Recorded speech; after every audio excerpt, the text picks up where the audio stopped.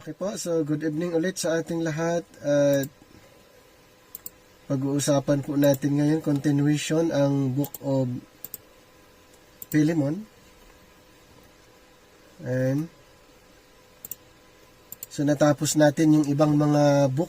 Ngayon dito na po tayo sa Book of Philemon. So ano ba ang nilalaman nito?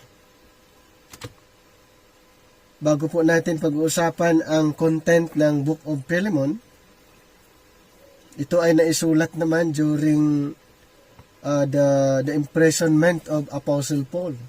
So ang book na ito ay isinulat niya nung siya'y nasa kulungan. At may mga book din siyang naisulat, 6 nung hindi pa siya nakulong. Ito ay tinatawag na pre-prison epistles. Ano yung mga books na yon? Yung tinatawag na pre-prison epistles, Book of Romans, Book of 1st, 2nd Corinthians, Galatians, 1st, 2nd Thessalonians. Yan po ay isinulat nung hindi pa siya nakulong. Ito ay tinatawag na pre-prison epistles. At mayroon ding tinatawag na prison epistles. Katulad ng Ephesians, Colossians, Philippians, and 1st, 2nd Timothy, Titus, and Philemon. At ang mga book na isinulat ni Apostol Pablo, ito naman ay naka-address direct doon sa church na tinatawag the Body of Christ. Kaya dito po sa chart natin, kung makikita nyo na divide into 3 klaseng time. Time past sa Ephesians chapter 2, 11 and 12. But now, Ephesians 2:13. Ages to come, Ephesians 2:7. Ibig sabihin, ang ating Bible ay may 3 time na i-describe ng 3 klaseng time. Time pass. So ano yung mga books under the time pass? From Genesis to the book of John. And then first part ng book of Acts, pinag-uusapan ang time pass. Ang but now, from Romans to Philemon, and then ages to come, Hebrews to Revelation. So, ang mga books na ito ay isinulat na mayroong recipient. Katulad ng Genesis to the book of John, and then first part ng book of Acts, ang recipient po dyan ay ang mga kingdom believers. Mga kingdom believers. Sa But Now program, under Grace, ang Romans to Philemon ay isinulat din na ang recipient ay ang church, the body of Christ. At yung Hebrews to Revelation ay continuation lang. Ito din ay isinulat na ang recipient ay ang mga kingdom believers. Pag sinasabing kingdom believers, ito po yung mga Israelites, kasi sila po ay pinangakuhan ng kingdom, kaharian, na ang Panginoon ay maghahari sa bayang Israel. Kaya pag sinasabi natin na Genesis to the book of John, mostly yung books na yan ay naka-address doon sa mga Israelites. At ganun din ang Hebrews to Revelation, intended for the Israelites. So kung hindi ka Israelites, yung mga books na yun, hindi para sa'yo. Dahil ang book para sa atin bilang hindi kasama, bahagi sa bayang Israel, ay ang Romans to Philemon. Bakit sinasabi natin na itong mga books na ito ay para sa atin? Dahil si Pablo na pinili ng Panginoon ay pinili na maging apostol para sa mga Hintil. So mayroong dalawang group na very familiar sa Bible, yung Israel at saka Hintil. So kung hindi ka part doon sa 12 tribo ng Israel, ikaw ay Hintil. Kasi pag sinasabing Israel, referring to the 12 tribes. Referring to the 12 tribes of Israel. So outside doon sa 12 tribes, ay tinatawag na Hintil. Ngayon, ang Panginoon pumili ng apostol para sa mga Hintil, at yun nga si Apostol Pablo. At isinulat niya ang 13 books, Romans to Philemon, na doon natin matatagpuan ang instruction para sa church, the body of Christ. Kaya yung Genesis to the book of John, Hebrews to Revelation, yan po ay isinulat intended for the Israelites. Kaya pwede mong aralin mga books na yon for learning purposes according to Romans chapter 15 verse 4. For learning purposes, pero for equipping, for edification, for application, hindi pwede. Dahil ang mga book na yon ay mayroong receiver. Mayroon ng recipient ng mga books na yon. Hindi mo pwedeng angkinin, maging ang Matthew, Mark, Luke, and John, hindi mo pwedeng angkinin dahil ang mga book na yon isinulat para sa mga Israelites. Ganon din ang Hebrews to Revelation, hindi mo pwedeng i-claim na para sa'yo dahil ang mga book na yon ay naka-address doon sa mga Israelites. Sila ang sinulatan. Hindi tayong mga Hintil. Ang sulat po para sa atin, bilang si Apostol Pablo ang apostol natin, ang Romans to Philemon. Okay? Romans to Philemon. At kung pag-uusapan natin ang gospel, hindi rin natin matatagpuan ang gospel doon sa Matthew, Mark, Luke, and John, yung gospel para maligtas ang isang tao. Hindi ka maliligtas doon sa Matthew, Mark, Luke, and John, maging sa Genesis to Malakay, at maging Hebrews to Revelation. Hindi mo masusumpungan ang mensahe ng kaligtasan kung yun ang pagbabasihan mo, kung doon ka kukuha ng mga verses, gawin mong batayan na sabihin mo na ikaw ay maliligtas dahil pinaniniwalaan mo yung nasa Matthew, Mark, Luke, and John. Wala po doon ang gospel. Hindi po natin matatagpuan yung ebanghelyo ng kaligtasan sa panahon natin ngayon. Dahil ang kaligtasan sa panahon natin ngayon ay matatagpuan lang po sa sulat ni Apostol Pablo dahil siya ang apostol sa panahon natin ngayon. Under the but now. Okay? We are under the but now program. We are not under sa time past nor ages to come, but we are in the now program na si Apostol Pablo ang apostol ng panahon ngayon. Ibig sabihin, dahil siya ang apostol natin sa panahon ngayon, ang kaligtasan, ang mensahe ng kaligtasan ay matatagpuan po sa kanyang sulat.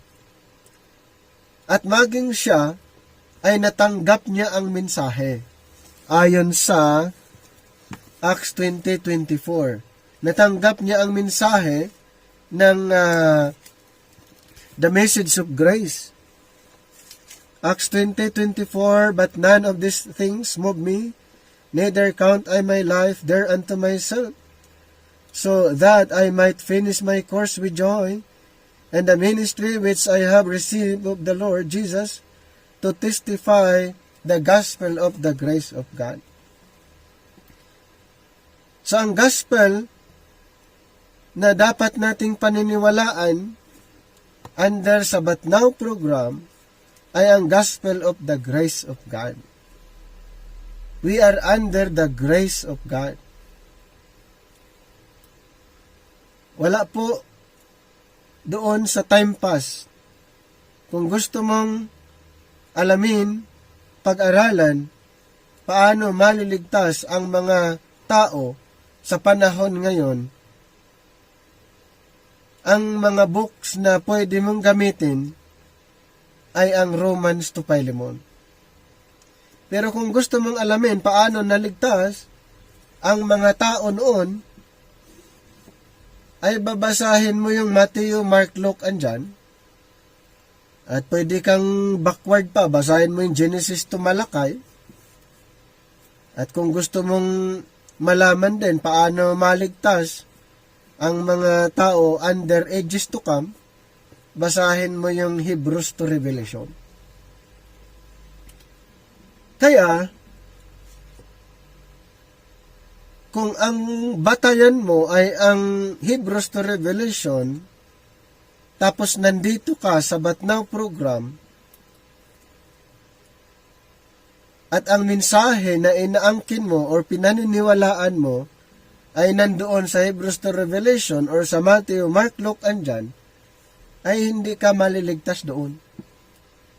Kasi nga, yung mensahe na yon ay hindi para sa'yo.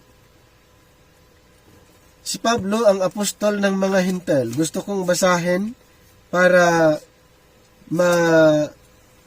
mas lalong maliwanag sa atin na si Pablo ang apostol ng mga Hintil. Romans 11:13, according to Pablo, for I speak to you Gentiles, inasmuch as I am the apostle of the Gentiles, I magnify mine office.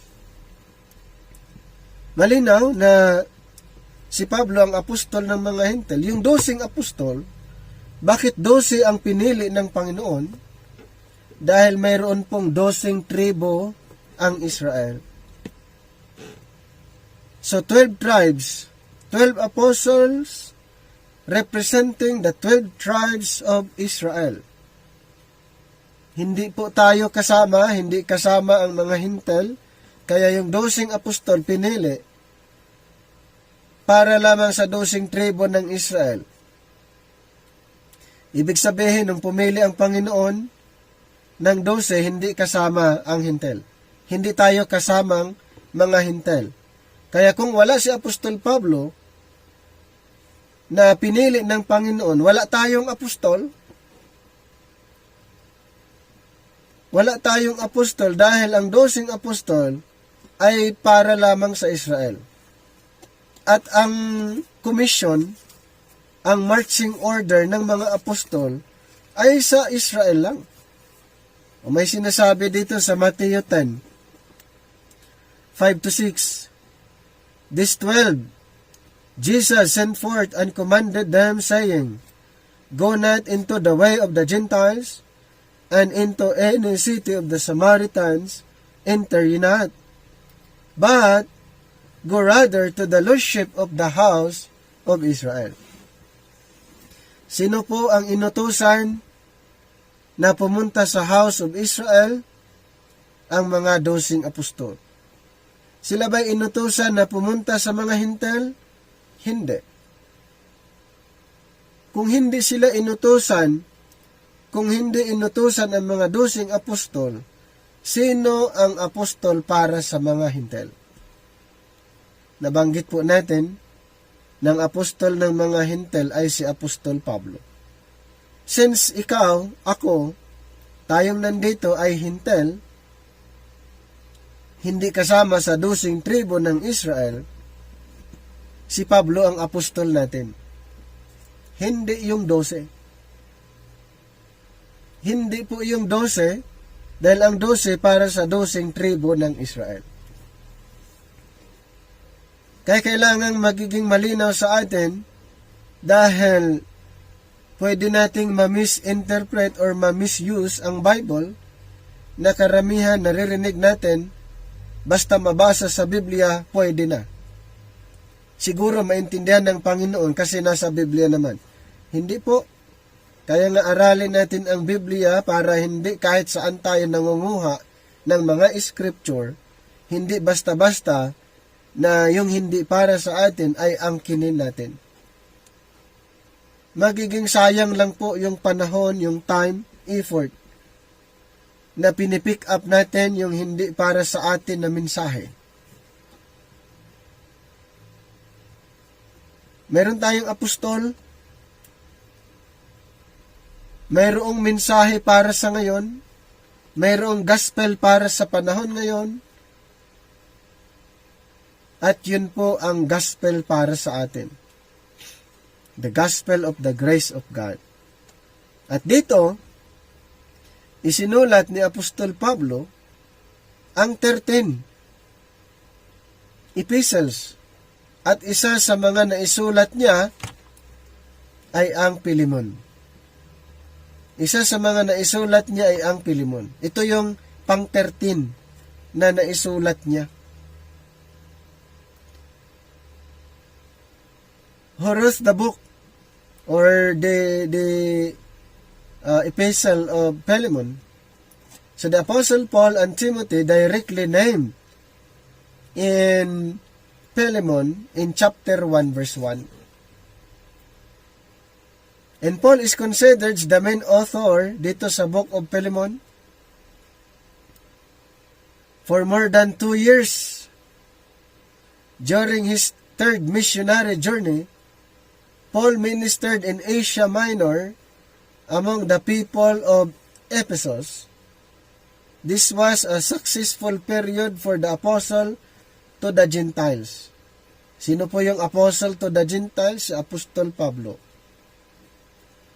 who saw many converts among both residents of Ephesus and visitors to the city. One of the visitors converted under Paul's teaching was a man named Philemon. Okay? Isa sa mga na-convert, ito si Philemon, nang siya nasa Ephesus.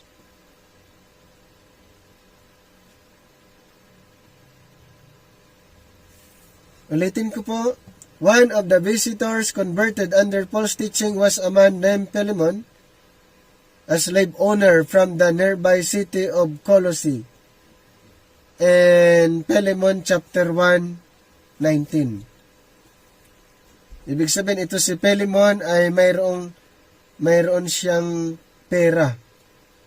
Mayroon siyang business, negosyante. Ayan.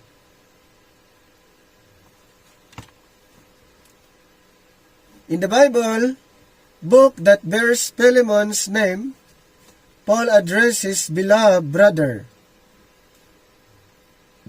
as a fellow worker. So, nung na-convert ito si Philemon, ay tinatawag na din siyang beloved brother or fellow worker. A title given to those who served for a time alongside Paul.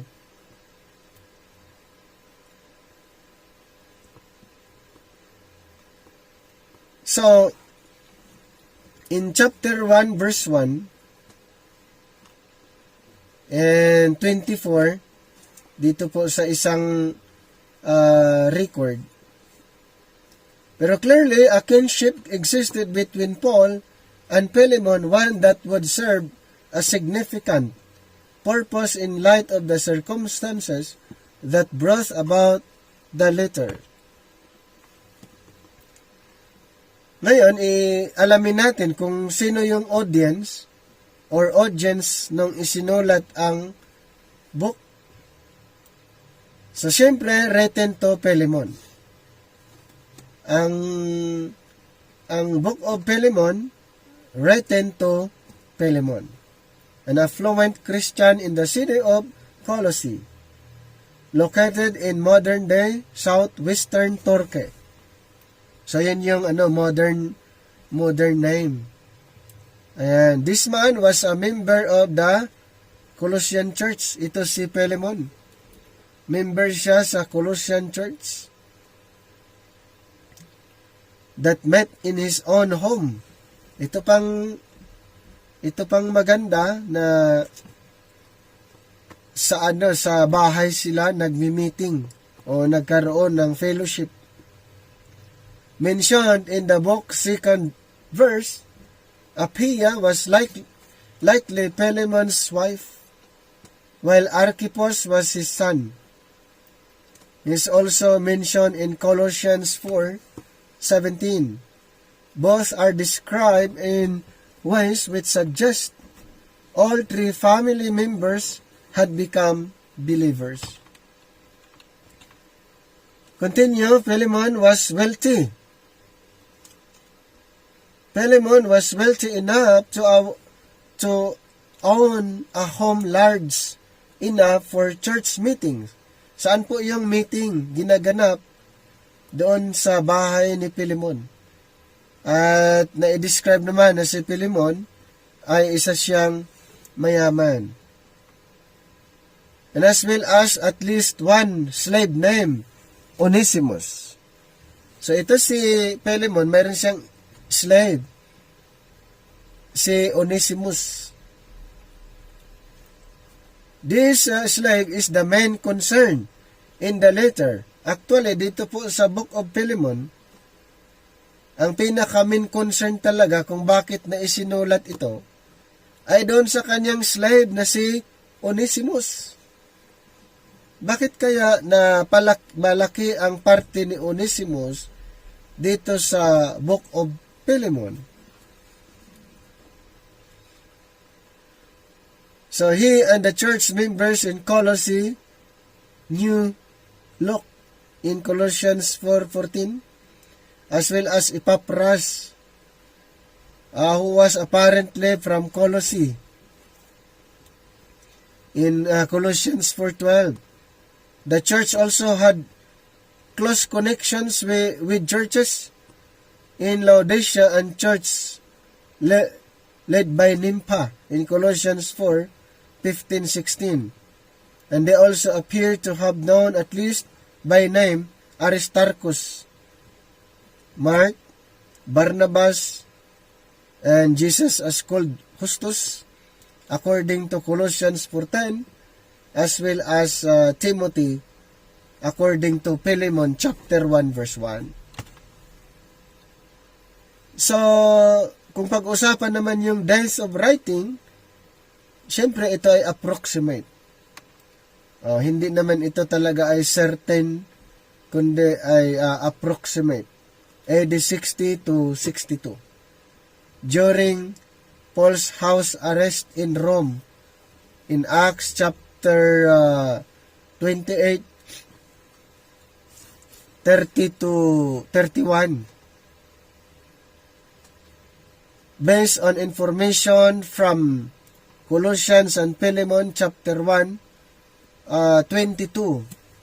This letter was probably written near the end of this arrest and closer to AD 62.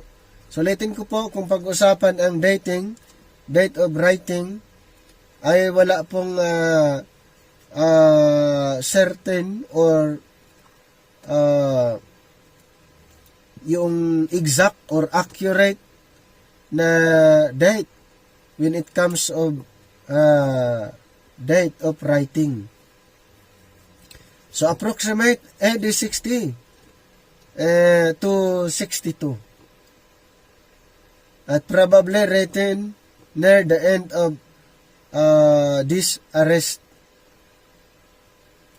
Kasi nga si Apostol Pablo ay inaresto siya sa Roma. Kaya nga yung na-mention natin kanina, nung isinulat ang Pilemon, ay nasa kulungan si Apostol Pablo.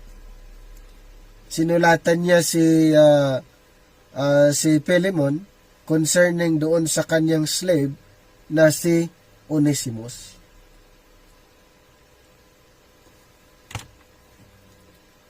Kung titignan naman natin yung overview dito sa book na ito,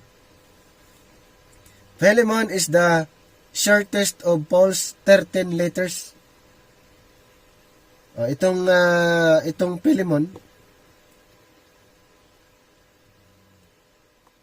yung Philemon, ito po yung kumbaga pinakamaikli na sulat niya out of 13 epistles. Yung Book of Philemon ay maikli lang. It is one of only 4 letters written to individuals along with 1 Timothy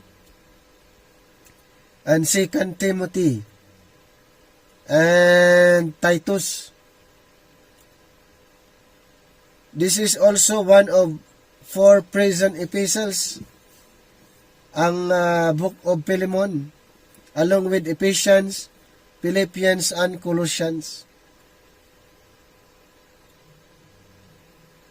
So, ulitin ko po, ang Book of Philemon na isulat, katulad ng Ephesians, Philippians, and Colossians, na kung saan si Apostol Pablo ay nasa loob ng kulungan habang isinusulat niya ang mga book na ito, ang mga libro na ito. Paul wrote this letter regarding Philemon's runaway slave. Sino kaya si Onesimus? Ulitin ko, isinulat ang Book of Philemon. Actually, ay para doon sa kanyang slave, runaway slave. Bakit kaya itong si Onesimus ay umalis doon sa kanyang amo? Meron siyang ginawa kasi na mali doon sa kanyang amo, kaya si Onesimus ay umalis sa bahay ni Philemon. At sa madaling salita, ito si Onesimus ay nakulong dahil gumawa siya ng mali. At kanyang na-encounter si Apostol Pablo doon sa kulungan. At si Onesimus na-convert, kaya siya ay pinabalik. Kaya si Onesimus ay pinabalik doon sa kanyang master na si Philemon. At sinabi pa ni Apostol Pablo, kung ano man ang mga nakuha niya, sa akin mo na lang singilin. Sinabihan niya si Philemon. So ito si Philemon na hindi nakarapat-dapat, hindi napapakinabangan. Yan ngayon ang sinabi ni Apostol Pablo, pakinabang na itong si Onesimus. Kaya, naisulat ang Philemon dahil kay Onesimus, itong runaway slave.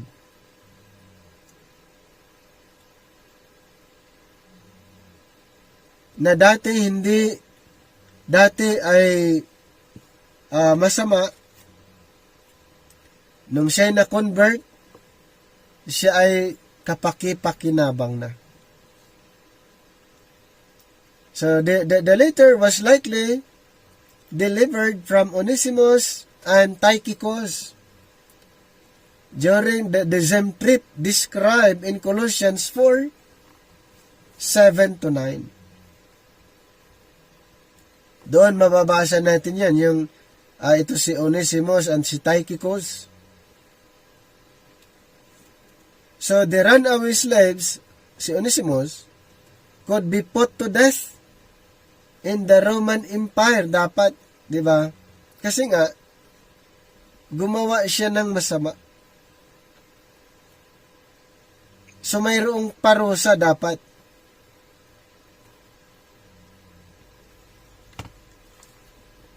So after leaving Colossae, Onesimus traveled to Rome where he connected with Paul. So ito si Onesimus naging believer at nauutusan na. Nauutusan na siya pa ng sulat, magdala ng sulat. Siyempre noon ang sulat ay kailangang ang tao yung magdadala. Hindi katulad ngayon.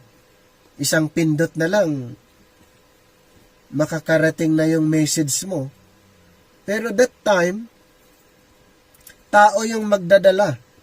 At ito si Onesimus ay nakakatulong na. Onesimus traveled to Rome where he connected with Paul and became a Christian. Nagiging believer, nagiging grace believer itong si Onesimus. Paul then sent Onesimus back to Colossae. O diba, yun na yung trabaho. Itong si Onesimus, pag nagpapadala ng sulat si Apostol Pablo, kung saan ito si Onesimus ay nakakatulong. Paul then sent Onesimus back to Colossae and to Philemon. So sinend din siya doon sa kanyang master na si Philemon, along with this letter which encouraged Philemon to forgive his slave and release him. So yung dalang sulat ni Onesimus na ibinigay niya kay Philemon na kanyang master, yung sulat na yun ay mayroong request na patawarin itong si Onesimus at bigyan ng freedom. Palayain na. So, di ba, nagkasala ito si Onesimus kay Philemon, pero pumunta ngayon, dala niya yung sulat na sulat ni Pablo at request. Sinabi niya kay Philemon, patawarin mo na ito si Onesimus. I-release mo na siya. According to the tradition, si Onesimus ay nagiging leader sa isang church.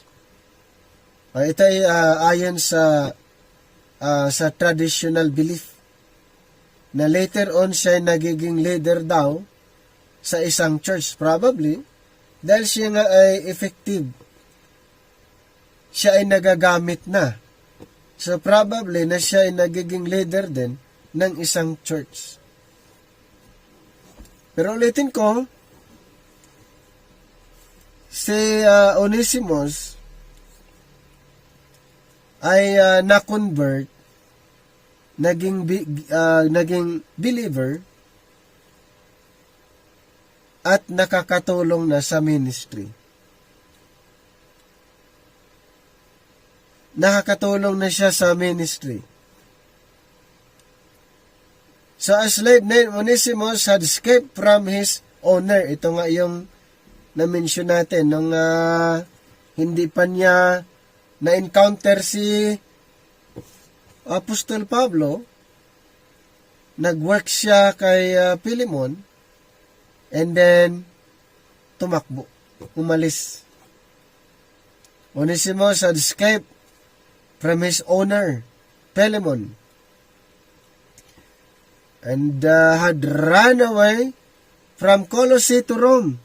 Biro mo yan, from Colossae to Rome. Kaya pala, na-meet niya si Apostol Pablo doon sa Roma, kasi nakulong siya doon sa Roma, itong si Onesimus. Nandun si Apostol Pablo, at doon siya na-convert sa loob ng kulungan. Itong si Onesimus.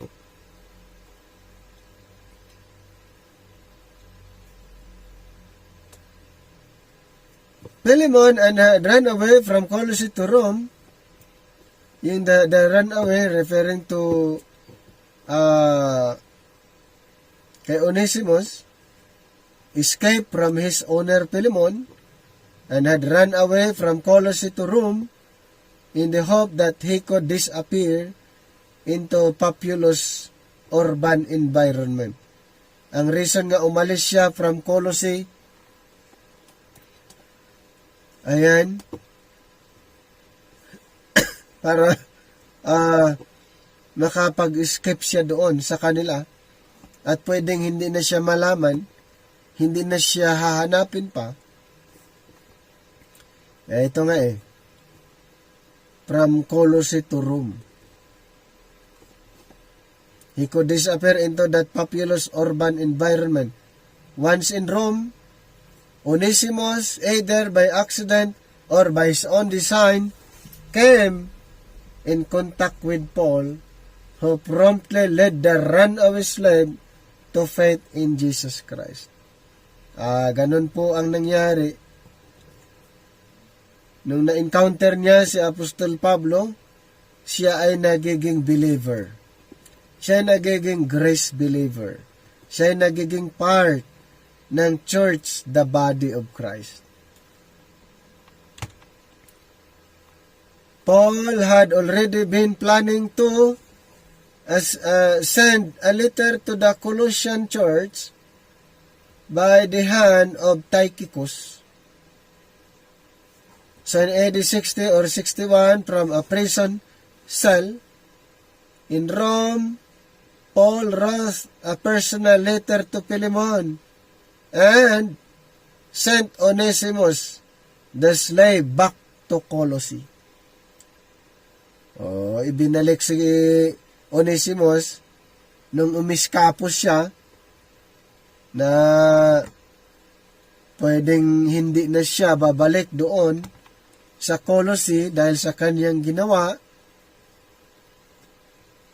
Pero ano pong ginawa ni Apostol Pablo? Pinabalik siya doon sa kanyang master. Pinabalik si Onesimus doon sa Colossae sa kanyang master na si Philemon.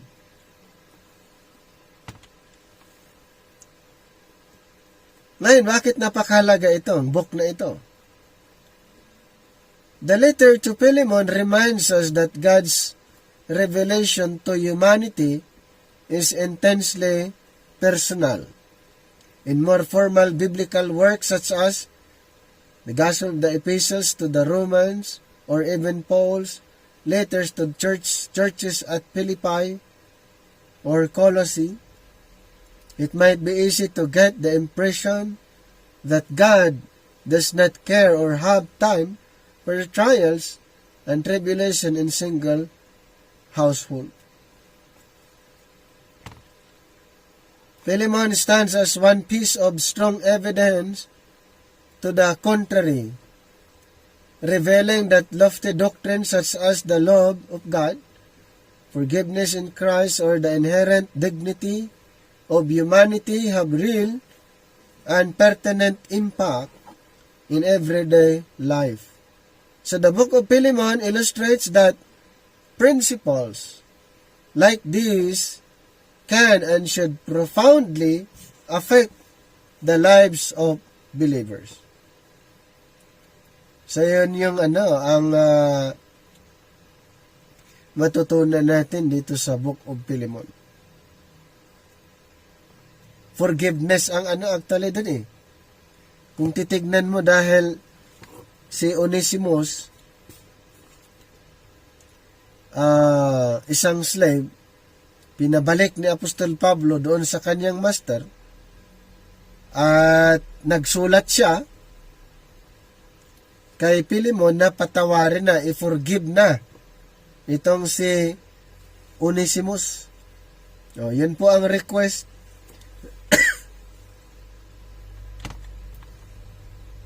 So, anong idea dito?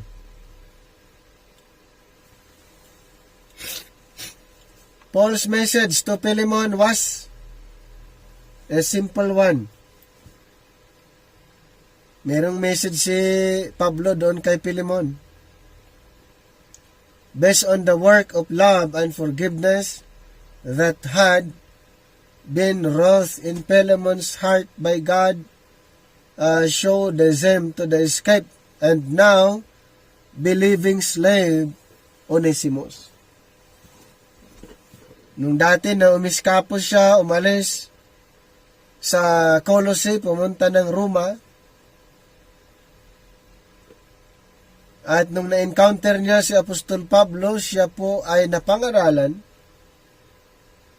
at ngayon siya po ay believing slave Onesimus. Siya ay isang believer.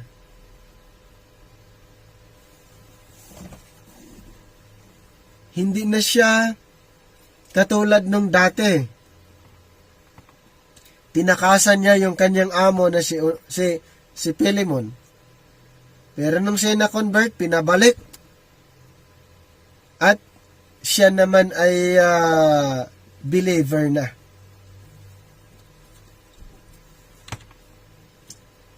The apostles' message would have had extra force behind it because he knew Philemon personally.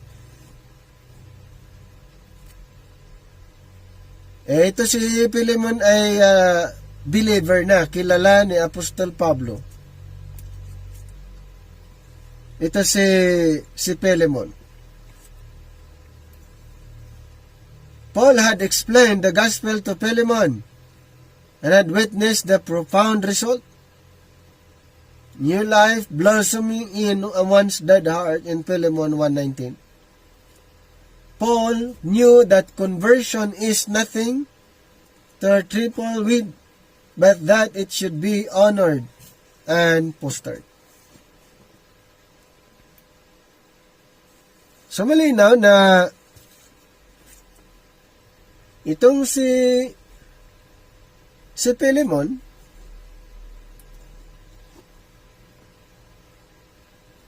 at si Apostol Pablo ay magkakilala sila, matagal na silang magkakilala, at ito si Philemon ay believer. Ito si Philemon ay grace believer, at si Onesimus noon hindi pa. Pero si Philemon ay believer na nung na-slave niya si Onesimus. At nung nagkasala, ito si Onesimus may kinuha na convert, kaya sinulatan ngayon ito si Philemon. Pinabalik niya yung slave na si Onesimus at hindi na siya katulong. Hindi na siya slave. Siya ay kamanggagawa na, co-worker. So Paul made a request. He wanted Philemon to forgive Onesimus. Diba, yun yung sinabi niya, na-mention natin. Sinulatan niya si Philemon, sinulatan ni Pablo, patawarin na si Onesimus to accept the slave as a brother in Christ. Hindi na siya slave. Siya ay brother in Christ na. O, yun yung request ni Apostol Pablo. Sinabi niya, patawarin mo si Onesimus na iyong slave. Pero ngayon, siya ay brother in Christ. Hindi na slave. And to consider sending Onesimus back to Paul, as the apostle found him useful in God's service. Ayon sa Philemon 1:11-14. Ito pala si Onesimus ay useful. Nagagamit na siya in God's service. Paul did not minimize Onesimus' sin. Si Onesimus ay nakakatulong na sa God's service. sa ministry. This was not some kind of cheap grace that Paul asked Philemon to offer. No, there was sacrifice required in this request. And because of that, Paul approached the topic with gentleness and care in chapter 1, verse 21. His letter to Philemon presents in full color the beautiful and majestic transition from slavery to kinship that comes as a result of Christian love and forgiveness. So mayroong tinatawag na transition from slavery to kinship. At malinaw na si Onesimus, hindi na siya slave. Siya ay co-worker na ni Apostol Pablo, co-worker kay Timothy.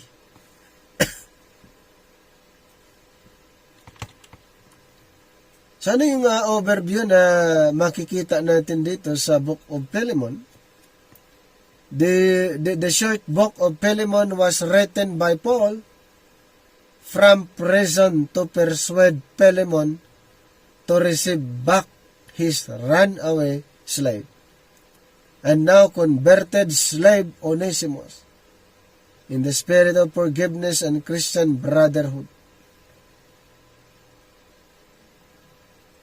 Instead na tumakas ito si Onesimus, na-convert at pinabalik ngayon. At na-request na ni Pablo na patawarin na siya.